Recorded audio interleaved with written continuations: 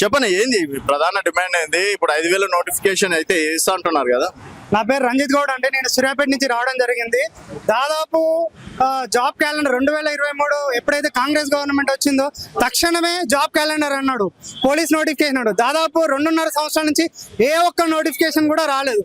కనీసము BRS government recruitment చేసిన notification కి వీళ్ళ నియామక పత్రాలు మాత్రమే ఇవ్వడం జరిగింది. ఇప్పుడు ప్రధాన సమస్య ఏంటంటే 2.5 సంవత్సరాల తర్వాత దాదాపు 20,000 వేకెన్సీలు ఉన్నాయని ప్రతి డీజీపీ, ప్రతి ఎమ్మెల్యే, ఎంపీ ప్రెస్ మీట్ పెట్టి చెప్పడం జరిగింది. న్యూస్ లో కూడా వచ్చింది. కానీ ఇప్పుడు మాత్రం గత ఇంకొక 10 రోజులలో 15 రోజులలో 5,000తో నోటిఫికేషన్ ఇస్తా అని రేవంత్ గవర్నమెంట్ అంటున్నారు.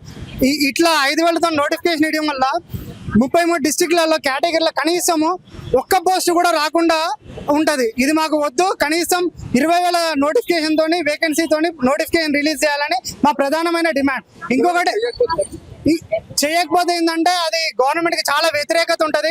ఇంకోటి ఏంటంటే ఇది ప్రజా ప్రభుత్వం అన్నారు, నిరుద్యోగుల ప్రభుత్వం అన్నారు. వీళ్ళు చేసే పాలసీస్ నోటిఫికేషన్ మాత్రం యువతకు వ్యతిరేకంగా ఉంది. అది తక్షణమే రేవంత్ గవర్నమెంట్ అర్థం చేసుకొని ఇక్కడ 20,000తో నోటిఫికేషన్ ఇచ్చి నిరుద్యోగుల పక్షాన ఉండాలని నిరుద్యోగ తరఫున మాట్లాడుతున్నాను. ఇంకొకటి ఏంటంటే దాదాపు చాలా మందికి ఏజ్ రిలాక్సేషన్ 36 సంవత్సరాలు ఏజ్ రిలాక్సేషన్ ఇవ్వాలి.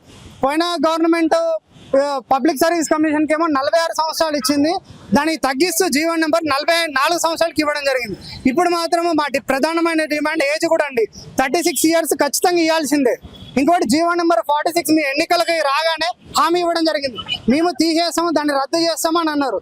ఇంతవరకు జీవన్ నెంబర్ 86 మీద ఒక్క రివ్యూ అన్న జరిగిందా? ఇది చాలా వ్యతిరేకత ఉంటది.